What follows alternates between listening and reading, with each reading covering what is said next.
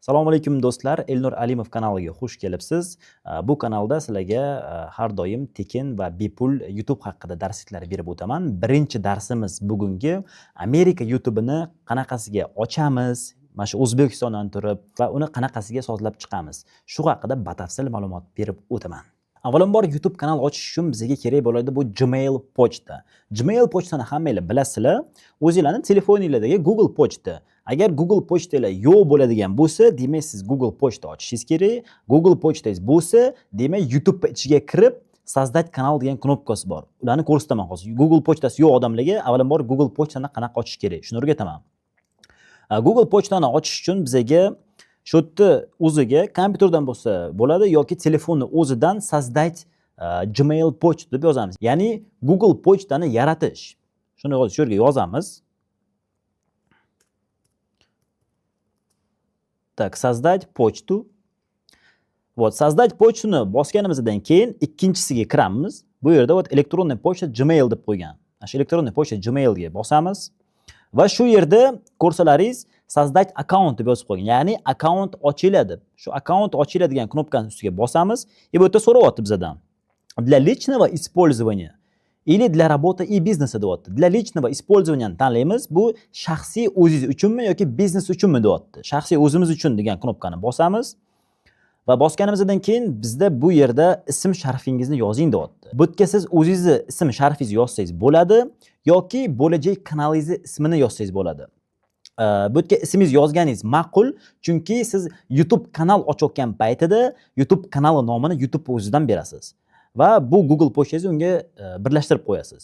Integratsiya qilib. Shundan hozir bu yerga Google pochta ochamiz. Masalan, ismim Elnur, familiyam Alimov va Daley tugmachasini bosamiz. Daley tugmachasini bosganimizdan keyin bu yerda bizga tug'ilgan kuningizni yozing deyapti. Masalan, 5 yanvar va 2000-yil deymizda. O'zingiz tug'ilgan yilingizni yozasiz va женщина, мужчина не указан. Ya'ni o'zingizni jinsiy anaqangizni yozing deyapti. Qaysi jinsga tegishlisiz? Mushina deb tanlaymiz, erkak bo'lsangiz va Daley tugmachasini bosamiz. Va bu yerda bizga Google aytayapti, siz xohlagan Gmail nomini o'ylab toping deb. Masalan, Elnur Alimov deymizda. Elnur Alimov 2000 degan o'zimning pochtam bor. Elnur Alimov 1000 deb pochta ochaman.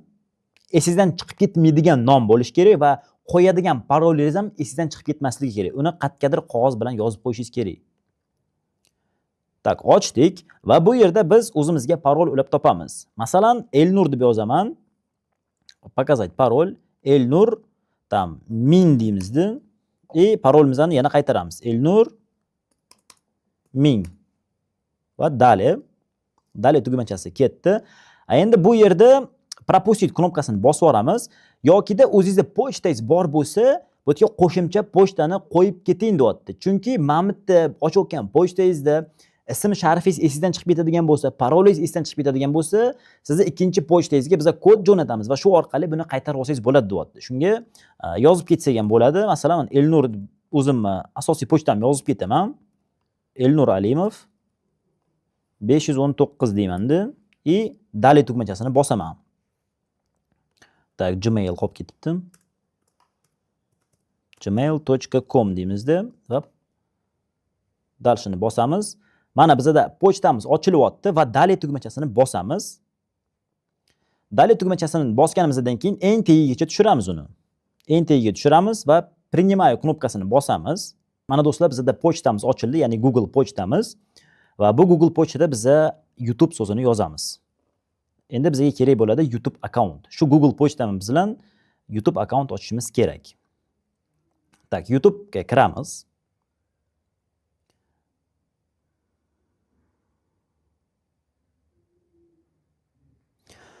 Mana do'stlar, YouTube ga kirganimizdan keyin bizani kanalimiz mana shu joyda turadi. Nomini shu yerdan kirib o'zgartamiz. Yuqorida deb yozib qo'ygan, ya'ni meni kanalim Elnur Alimov 1000 pochtasiga ochildi-yu, shunaqa nom bilan turadi bu ham. Mana Elnur Alimov 1000 deb. Endi shu joyda ko'k knopkacha bor, sozdать kanal degan, ya'ni kanalni oching deyapti. Kanalni oching knopkasini bosamiz va shu yerda xohlagan ismingizni qo'ysangiz bo'ladi kanalga. Masalan, Biza yosh bolalarning videosini olamiz yoki mashina haqida videolar olamiz. Har xil nishalar bor. Film haqida, kinolar haqida, seriallar haqida shunga moslashtirib nomini qo'yishingiz kerak. Masalan, meni ko'pincha oladigan videolarim bu yosh bolalarning videosi. Shuning uchun men kanalimning nomini qanaqadir komediya shunga o'xshash nom qo'yishim kerak. Masalan, shu yerga kanal nomini o'ylab topamiz. Tak, Comedy Craft.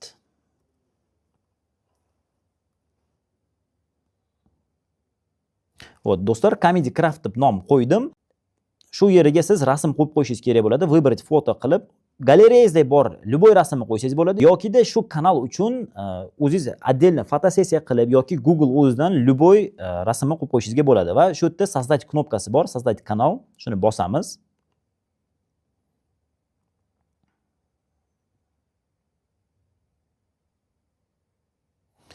Bo'ldi do'stlar, kanalimiz ochildi. Juda oson narsa YouTube'da kanal ochish. Kanalimiz ochilgandan keyin endi ichki sozlamalarini Amerika YouTube'iga moslashtirib sozlab chiqamiz. Uning uchun biz YouTube'da shu yuqori joyiga bosamiz, yuqori knopkasiga, главное окошкаga. Undan keyin Tvorческая studio YouTube degan joyi bor. Tvorческая studio YouTube'ga kiramiz.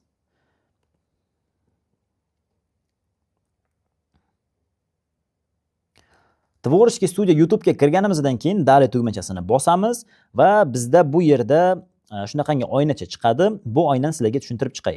Главный deganda sizda qo'yilgan videolaringiz chiqarib ko'rsatiladi. Kanalingizda qancha obuna bor, nechta like bo'lyapti, video qo'yganingizdan boshlab shu yerda ko'rsatib turadi hammasini. Content bo'limida sizda qanaqa videolar qo'yilyapti. Mana shu content bo'limiga kirib videolaringizni har birini ko'rib, uni udalit qilib tashlab, regulirovka qilsangiz bo'ladi. Ya'ni analitika qilsangiz bo'ladi. Video hali bu kanalga qo'yilmadi, yangi kanal. Mana masalan shorts bo'limlari yoki prямой efir qilgan bo'lsangiz, prямой efirlar mana shu hammasi shu yerdan chiqib keladi content bo'limida. Ikkinchisi analitika bo'limida biz har bir bitta videoni olib shu joyda analitika qilamiz va tushgan daromadimizning hammasi shu joyda ko'rsatib turadi bizda YouTube'da. Hozir bizda 0 prosmotr, 0 soat va 0 подписчик va daromad вообще yo'q bu kanalda. Chunki 0 kanal bu. Endi bu kanalni полностью biz sozlab chiqamiz va bu yerda bizda soobщество, subtitr, avtorskiy pravo degani bizda birovni videosini avtorlik huquqini buzib, birovni videosini qo'yib qo'yadigan bo'lsak, mana shunga жалобалар keladi. Shularni mana shunda upravlat qilsak bo'ladi, жалобаларni boshqarsak bo'ladi. Keyingi bo'lim bizda monetizatsiya bo'limi. Monetizatsiya bo'limi bizda qarangiz. Bizda O'zbekistonda monetizatsiya yo'qligini mana shundan bilsak bo'ladi. Monetizatsiya в вашей стране недоступна deyapti. Ya'ni sizni davlatingizda, sizni shahringizda monetizatsiya yo'q deyapti. Endi ko'p odamlar shu yerga kelib to'xtab qoladi. O'zbekistonda monetizatsiya yo'q ekan deydi, kanal ochib olgandan keyin. Buni boshqa yo'li bor. Qanaqasiga shu joyini to'g'rilasa bo'ladi. Biz endi shu joyini to'g'irlash uchun настройка bo'limiga kiramiz. Настройка bo'limida shu yerda kanal bo'limi bor. Kanal bo'limiga kiramiz. Qarangiz, strana проживания deyapti. Qaysi davlatda siz turasiz deyapti. Qaysi davlatda turasiz degan joyini США deb qo'yamiz. Ya'ni Соединенные Штаты, Amerika Qo'shma Shtatlarida turamiz deb yozib qo'yamiz. Так вот, Соединенные Штаты Amerika. Соединенные Штаты Amerikani qo'yganimizdan keyin tegida ключевой so'zlarni yozib keting deyapti. Ключевой so'zlar degani nima? Bu sizni kanalingiz qanaqa videolar haqida video oladi, shu haqida 3 ta 4 ta so'z yozib keting deyapti. Чтобы sizni videolaringizni tez rekka chiqib ketishligi uchun va sizni kanalingizni poyeskda odamlar qidirgan paytda tez chiqib kelishligi uchun. Masalan, meni kanalim yosh bolalarning videosi bo'lgandan keyin shorts deb yozaman. Shorts yoki BMG Drive nishasi bor, bu mashina nisha. Shu BMG Drive deb yozsangiz bo'ladi yoki Counter o'ynaydigan bo'lsangiz Counter deb yozib qo'ysangiz bo'ladi. Masalan, CS tam 1.6 deb yozib qo'yamizda. CS 1.6 yoki tam remont bilan shug'ullanadigan bo'lsangiz remont deb yozib qo'ysangiz bo'ladi. Minecraft bilan bo'lsa Minecraft deb yozib qo'yasiz. Mana shu bilan kanalimiz shu joyda hozir sozlanyapti. Keyingi настройкаlarga o'tadigan bo'lamiz. Bu yerda bizda расширенные настройки deyapti. Расширенные настройкада shu joyda "Я хочу указывать аудиторию для каждого видео отдельно" degan tugmachasini bosib qo'ysak bo'ladi. Lekin bu yerda ikkinchi knopkani ham o'rtada turgan knopkasini bosib qo'ysangiz bo'ladi. Bu yerda so'rayapti bizdan. Sizni videolaringiz yosh bolalarning videosimi deyapti-da. Sizni kanalingizdagi videolaringiz yosh bolalarning videosi bo'lsa ham siz net degan tugmachani bosib qo'yishingiz kerak. Chunki YouTube'da yosh bolalarning videosiga juda kam to'laydi yoki вообще to'lamaydi. YouTube 3 ta qismga bo'linadi. Bu katta YouTube bor, hammamiz ko'radigan YouTube, YouTube Kids bor va YouTube Premium bor. Videolaringiz YouTube Kidsga ketib qolmasligi uchun mana shu net degan knopkani bosib qo'yishimiz kerak bo'ladi. Va tagida bizga boshqa knopkalar kerak emas. Saqlanit tugmachasini bosamiz va qaytadan yana shu bo'limga kiramiz. Nastroyka bo'limiga.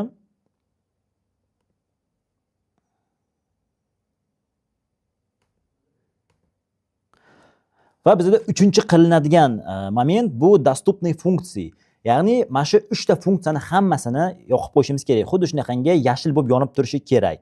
Buning uchun bizga расширенный funksiya o'tdi. Загрузка video продолжительностью более 15 minut. Ya'ni siz YouTube'ga 15 minutdan ko'p bo'ladigan videolarni qo'yishingiz uchun mana shu funksiyani yoqib qo'yishingiz kerak. Yokida siz long videolar, ya'ni katta video qo'yadigan bo'lsangiz, har bir videoyingizga obloshka yasaysiz. Shu obloshkalarni qo'yish huquqingiz bo'lish uchun mana shu ikkinchi funksiyani ham yoqib qo'yishimiz kerak bo'ladi. Tak, buning uchun yoqib qo'yish uchun nomerimiz bilan buni подтверждение qilishimiz kerak. Tak, buni подтверждение qilib chiqasiz va uchinchi продвинутый funksiya. Продвинутый funksiyani ham обязательно yoqib qo'yamiz. Uning uchun bizdan selfie so'raydi. Ya'ni o'zingizni yuzingizni videoga olib tashlab yuboring deydi yoki pasportingizni rasmga olib tashlab yuboring deydi. Shu joyda biz pasportimizni tashlab yuborsak bo'ladi yoki o'zimizni yuzimizni kichkina 6 sekundlik videoga yozib oladi. Shunaqa 6 sekund video bilan yoqib qo'ysak bo'ladi. Shu narsalarni hammasini yoqib chiqqaningizdan keyin uje monetizatsiya bo'limiga o'tasizlar. Mana bizda uje monetizatsiya bo'limi ochildi. Boy aytayotdi, sizni regioningizda, sizni O'zbekistoningizda masalan monetizatsiya yo'q deb biz Amerika YouTube qildik, hozir shishaga o'tkazdik. Undan keyin bizda hamma funksiyalar yondi. Va bu yerda aytayotdi bizga, monetizatsiyani qo'shish uchun akkauntda sizda 1000 ta obunachi bo'lish kerak deyapti. Yoki 4000 soat. 4000 soat degani aytaylik 60 minutlik videoni siz YouTube'ga qo'yadigan bo'lsangiz, uni bitta odam oxirigacha ko'rsa, u 1 soat degani. 1 soat degani. Masalan 60 minutlik videoyingizni 10 ta odam yoki tam 10 000 ta odam ko'radigan bo'lsa, uje mana bitta siz 6000 soatni yig'ib tashlaysiz. Bemalol yig'ib tashlaysiz. Bitta videoyingiz 10 000 ta prosmotrga chiqib ketsa, 1 soatlik videoyingiz yokida 10 minutlik videoyingiz tam 30 000, 40 000 prosmotr bo'lsa, mana shu 4000 soat sразу yig'iladi va 1000 ta obunachi yig'iladi. Monetizatsiya YouTube'da qo'shish qiyin emas. Ko'p odam o'ylar ekan, monetizatsiya YouTube'da qo'shish qiyin, uni qo'sha olmaymiz, 4000 soat yig'a olmaymiz deb. Yoki siz shorts videolar bilan yig'sangiz bo'ladi.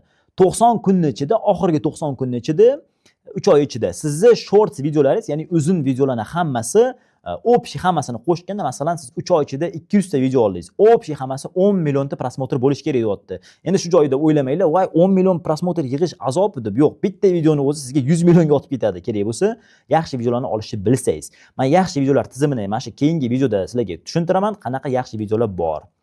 Va undan keyin shu yerda sizda zaявка tugmachasi chiqadi. Ya'ni zaявка tugmachasini bosasizlar va monetizatsiya sizlarda qo'shiladi va keyingi videolaringizga o'sha daromad olib kelishni boshlaydi. Shu bilan do'stlar, настройка kanali tugmachasini bosamiz va настройка kanali tugmachasini bosganimizdan keyin bu yerda biz kanalimizga banner yasab qo'yamiz. Banner degani bizda bu nima? Banner degani masalan hozir YouTube'ga kirib, любой youtuberni bannerini ko'rsataman, o'zingiz tushunib olasiz banner nimaligini. Masalan, men biladigan xohlagan bitta blogerimni yozaman, Litvin deb. Endi qaranglar, Litvinning kanaliga kiradigan bo'lsak, mana yuqorida turgan rasmi bor-ku, uzuncha rasm, Litvin deb yozib qo'ygan. Mana shu banner deb ataladi. Mana shu bannerni shu yerga yasab qo'yasiz, uni razmeri 2048 ga 1152 bo'lishi kerak. Shuni Canva saytiga kirib yasasangiz bo'ladi. Keyin mana bu yerga kanalingizni avatarini qo'ying deyapti, ya'ni kanalingizning rasmini. U ham kichkina rasm bo'lishi kerak, kvadrat 98 ga 98, uni ham yozib qo'yasiz. Va shu bilan do'stlar bizning kanalimiz полностью sozlanadi va o'sha tayyor bo'ladi. Keyingi videolarda shu kanalga qanaqasiga biz video qo'yamiz. Shu bizning videolarimiz Amerika Qo'shma Shtatlariga chiqishi uchun qanaqa biz sxemalarni ishlatamiz. Shu haqida batafsil ma'lumot berib o'taman. Hammaga rahmat, sog' bo'linglar, salomat bo'linglar.